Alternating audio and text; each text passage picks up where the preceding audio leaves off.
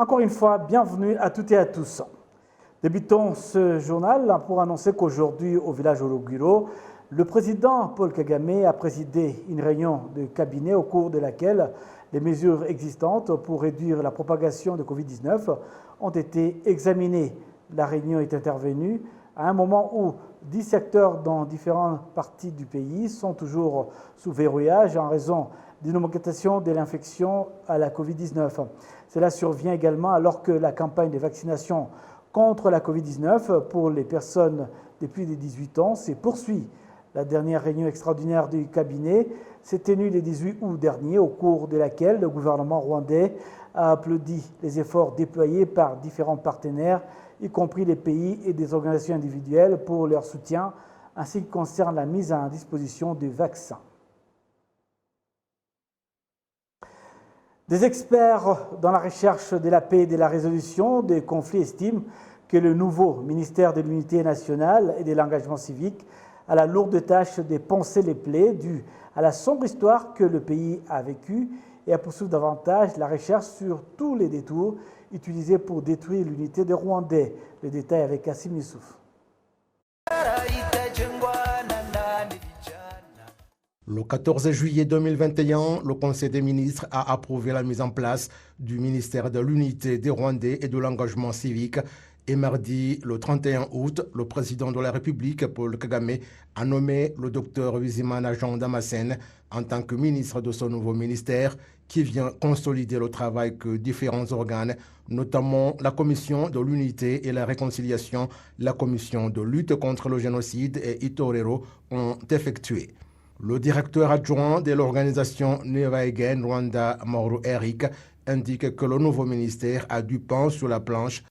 ubushakashatsi tumaze iminsi dukora bugaragaza ko hakiri ibikomere binyuranye mu banyarwanda.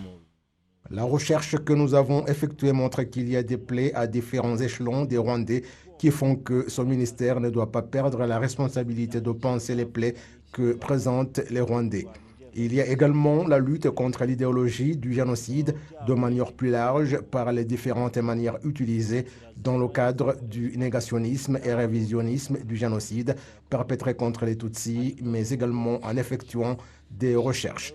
La responsabilité d'effectuer des recherches pour que l'histoire ne disparaisse pas, pour conserver les faits et ainsi bâtir notre société tout en faisant face à tout ce qui voudrait nous faire reculer. Dukomeze kubaka societe yacu ariko tunahangana n'icyo ari cyo cyose cyadusubiza inyuma. Selon la recherche de 2020 de la Commission nationale de l'unité et la réconciliation sur l'indicateur de la réconciliation au Rwanda, 27% de personnes estiment que les plaies issues de l'histoire discriminatoire et divisionniste et du génocide perpétré contre les Tutsis que le Rwanda a vécu constituent l'obstacle majeur dans le processus de l'unité et la réconciliation. Pour la Commission parlementaire de l'unité des Rwandais, le droit de l'homme et la lutte contre le génocide, les jeunes, dont ceux de la diaspora, doivent jouir d'une considération particulière dans ce processus. Le docteur Bizimana Jean Damascène, nommé à la tête du ministère de l'Unité des Rwandais et de l'engagement civique, indique qu'il comprend très bien l'ampleur des responsabilités qui lui ont été confiées. Par exemple, le problème de l'idéologie du génocide est toujours là. Même dans les statistiques observées dans les tribunaux, c'est un défi que nous voyons.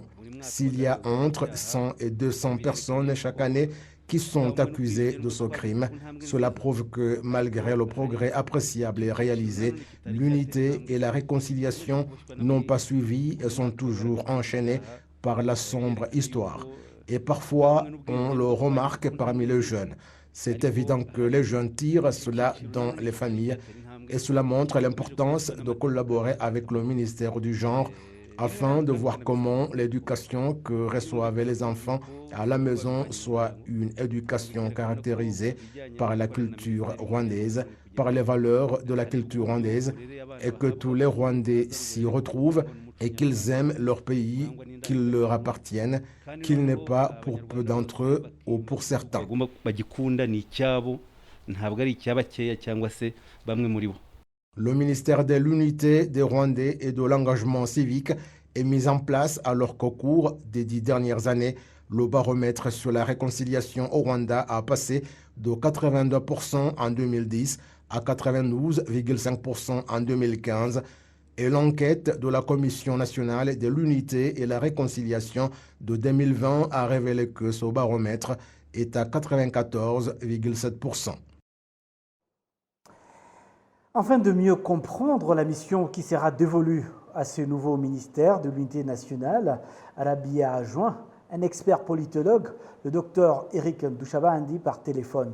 Il a commencé par expliquer ce ministère qui vient renforcer le sentiment de Rwandais à l'appartenance à une seule et même nation, de consolider, de créer un contrat social et informer un véritable citoyen avec des valeurs de tolérance et de paix. Suivez.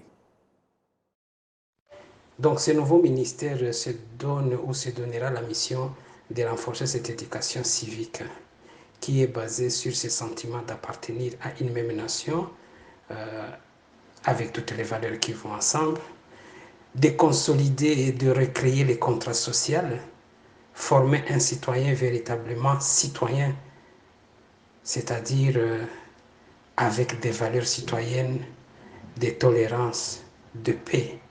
Et donc l'éducation à la citoyenneté va aussi avec l'éducation aux valeurs et à l'éducation aux valeurs traditionnelles et l'éducation aux valeurs humaines.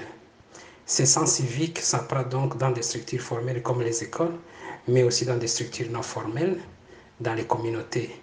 L'État et la société civile et les systèmes d'éducation devront donc renforcer à ce sens de responsabilité au niveau horizontal, de façon qu'on puisse créer, recréer des jeunes gens, des jeunes qui sont capables de se sentir concernés par les questions sociopolitiques sans attendre quelqu'un d'autre qui puisse s'en occuper, qu'ils aient ce sentiment de patriotisme qui leur permettent d'aimer le pays et de se donner et de se sacrifier. Donc, le focus devra se mettre sur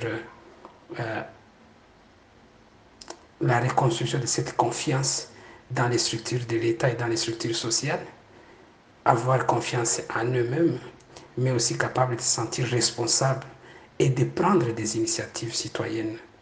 Et pour qu'ils prennent des initiatives vraiment dirigées par eux-mêmes, c'est-à-dire un degré supérieur de patriotisme, c'est ce qui va leur permettre de pérenniser les acquis déjà réalisés à partir de 1994, en s'appropriant ces acquis-là de la reconstruction. Alors nous sommes sûrs d'avoir des acteurs véritablement civiques, capables de se projeter et de projeter la société et de se projeter avec cette société dans un avenir meilleur. Et donc, un travail de mémoire, un travail d'éducation civique conduit absolument à un sentiment supérieur d'appartenir à une nation et ça conduit finalement à des actions concrètes, c'est-à-dire à un engagement civique, tout simplement amener la société à s'approprier et pour que cette appropriation aboutisse finalement à la durabilité de tous les acquis jusqu'à aujourd'hui. Et donc le ministère est attendu pour développer des programmes d'éducation sur la mémoire, d'éducation sur le génocide qui est déjà initié, renforcer les programmes d'éducation à la paix qui est déjà intégré dans les curriculums du ministère de l'Éducation et finalement cette éducation civique et aux valeurs citoyennes qui sont déjà éparpillées ou alors transmises à travers des différentes institutions qu'on avait. Donc ce passage à des commissions qui étaient en charge de l'unité et réconciliation à un ministère, ça montre une volonté ferme du gouvernement rwandais de prendre l'idéal d'unité, de le fixer et de faire face au passé et d'engager la jeunesse vers un travail d'éducation civique et politique pour un avenir commun d'une société réconciliée avec elle-même. Voilà donc cette visite vers le passé, cette éducation doit toujours être guidée par l'idéal d'unité et de la réconciliation. C'était donc le docteur Eric Douchabandi, qui est donc directeur de l'IRDP. Il réagissait à la création de ce ministère de l'unité nationale. L'Office rwandais des produits alimentaires et pharmaceutiques annonce qu'avec la collaboration de la société biotechnologique allemande Biotech, le Rwanda va débuter l'année prochaine la fabrication de vaccins notamment contre la tuberculose, la malaria, mais aussi la Covid-19. Kassim Youssouf donne plus de détails. Au moment où le Rwanda est dans le processus de démarrer la fabrication des vaccins et différents types de médicaments, le laboratoire de l'Office rwandais des produits alimentaires et pharmaceutiques, RFDA, indique que son laboratoire de niveau supérieur est l'une des infrastructures essentielles. Laboratoire y'ikintu ifasha cyane no gufasha kugira ngo koko habe bwa bugenzuzi buhoraho. Le labo sert à avoir une inspection permanente et lorsqu'un produit pharmaceutique est fabriqué, que l'on sache qu'il est conforme aux normes internationales. Sans labo, cela serait pénible. Vous pouvez prendre un vaccin qui ne convient pas. Tout médicament est un poison lorsqu'il est mal utilisé ou n'est pas conforme aux normes. Il doit se conformer aux instructions et qu'il ne contienne pas des produits chimiques nocifs à la santé.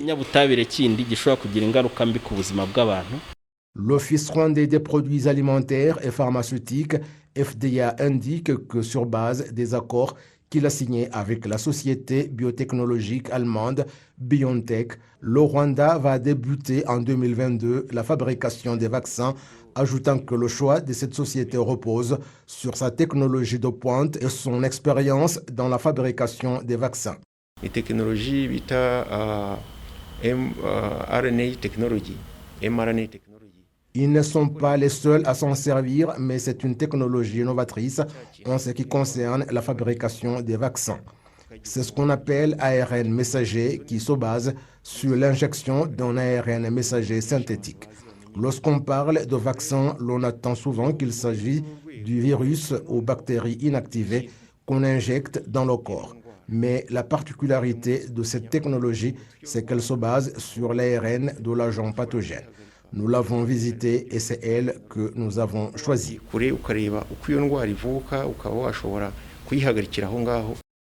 Le docteur Émile Bienvenu d'ajouter que si le pays est dans le processus de se fabriquer des vaccins et des produits pharmaceutiques de différents types, c'est afin de promouvoir la santé des Rwandais et en général des personnes qui pourront en bénéficier. Nous allons débuter avec la fabrication des vaccins contre la malaria et la tuberculose parce que ces maladies touchent beaucoup les pays d'Afrique et d'autres en voie de développement, et aussi le vaccin contre la Covid-19 et d'autres défis auxquels le monde est confronté sont dans le programme. Ce que cela signifie pour le Rwanda, c'est que dans le domaine de la santé, cela va permettre d'améliorer la santé des Rwandais. Ce que vous fabriquez vous-même est beaucoup plus accessible et dans des quantités qu'on veut, et la qualité n'est pas à discuter. Cela va permettre d'accroître l'économie nationale car les vaccins que nous allons fabriquer seront utilisés un peu partout. Nous ne sommes pas un pays qui dépend seulement des produits importés, mais nous cherchons nos propres solutions.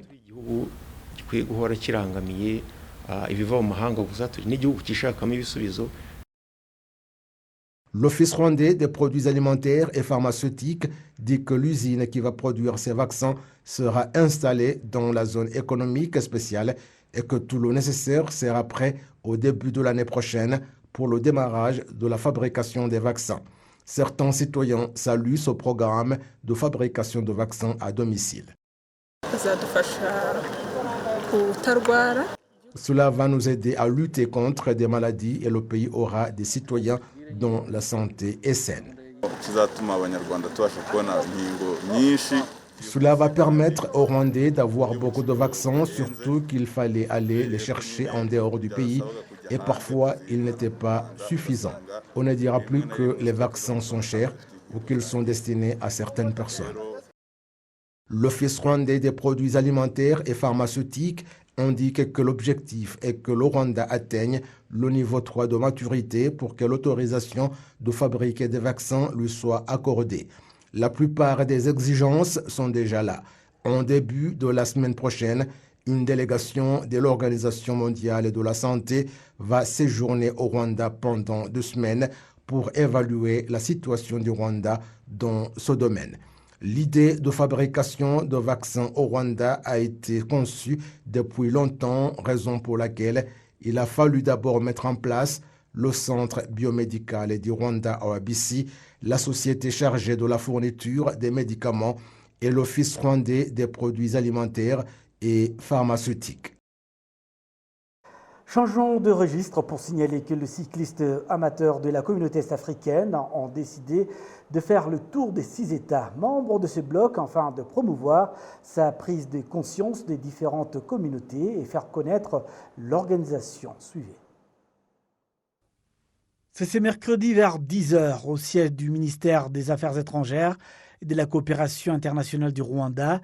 22 cyclistes de 6 pays de la communauté est-africaine, dont 4 Rwandais, partaient pour le Burundi et ont été reçus par leurs homologues à la frontière entre les 2 pays. Le chef de cette délégation, John Balongo, a déclaré qu'il était regrettable que le projet et plan de la région ne soient connus que des dirigeants ou des responsables, alors que les communautés n'en savent que très peu de choses. Il s'agit du 4e événement cycliste annuel nommé après le East African Community ou Tour du IAC, dont le but est de promouvoir l'esprit africain dans la région, de soutenir le tourisme et de mettre en évidence les opportunités commerciales dans la région ainsi que le caractère unique de la culture de chaque pays membre. Arabi a pu s'entretenir avec un Tanzanien et une Rwandaise qui font partie de cette délégation qui voyage à vélo et le 2 s'est dit prêt à influencer autant que possible les communautés pour qu'elles tombent amoureuses du bloc régional. Like the sites we visited, I was so impacted by the genocide memorial scene. Avant tout, le Rwanda est un pays propre, avec un bon environnement et les habitants respectent le code de la route. Le fait que le Rwanda ait traversé un génocide est une chose triste et nous souhaitons que cela ne se reproduise plus. C'est pourquoi nous le faisons pour promouvoir la paix et la réconciliation entre les gens de cette communauté.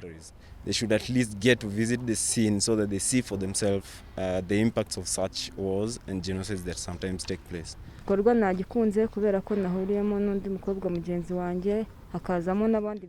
J'ai suscité l'intérêt pour ce projet à cause de mes camarades pour que nous tournions ensemble et où que nous allions, nous encourageons d'autres filles à nous rejoindre car nous inspirons les jeunes filles d'autres pays en leur montrant que nous, en tant que filles, sommes capables de bien faire. Jusqu'à présent, cette épreuve de 22 cyclistes s'est déroulée au Kenya, en Tanzanie, en Ouganda, au Rwanda et au Burundi, à l'exception du Soudan du Sud.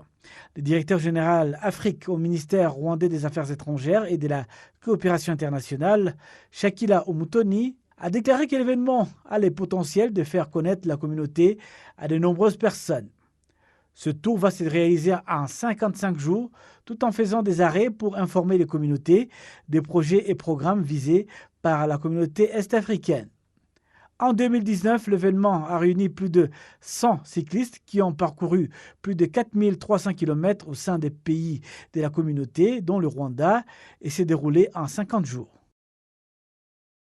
Actualité nationale en bref et en images.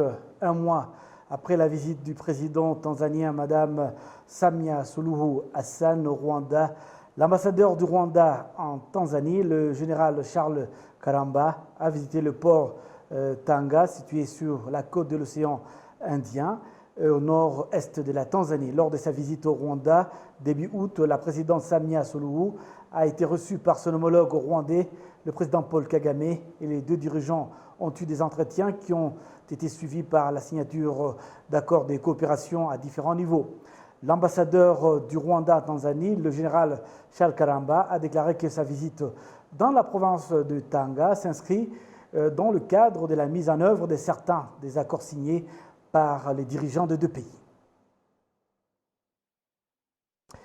Et puis les habitants riverains de la zone réservée aux industries en district de Rouillé, cellule de Sauvoud, secteur Rouillé, demandent aux organes concernés à fournir des efforts afin que les investisseurs viennent construire beaucoup d'usines dans cet espace et qu'ils puissent ainsi trouver du travail. Depuis 7 ans qu'il existe cet espace industriel, une seule usine y est opérationnelle. Explication avec Hassim Youssouf. Depuis que les habitants déplacés de cette zone réservée aux industries ont été indemnisés pour leurs biens en 2014, la grande partie de cet espace leur a été remise pour qu'ils y pratiquent l'agriculture. Sur 5 usines dont les travaux de construction sont achevés, seulement 3 sont opérationnelles, à savoir celle qui traite des aliments pour bétail, l'usine de traitement des pots et celle de recyclage de déchets. L'usine qui traitait les haricots avait commencé à fonctionner, mais elle a fermé ses portes et maintenant on trouve la broussaille à son emplacement. Les habitants riverains de ces usines disent que s'il y a une grande partie qui n'est pas opérationnelle, c'est pour eux une perte. Dans cet espace, 2 usines sont en construction. Le district de Rouillé indique qu'il y a d'autres usines qui voudraient s'y installer. L'on déplore également l'état calamiteux de la route qui mène à cet espace réservé aux industries et les routes qui devaient sillonner cette place n'ont pas été construites et celles qui existaient ne sont pas entretenues. Le maire Seboutegui indique que c'est un problème, mais ils s'en sont saisis. Cet espace industriel se trouve dans la cellule de Sauvou, secteur de Rouillé, sur une superficie de 50 hectares.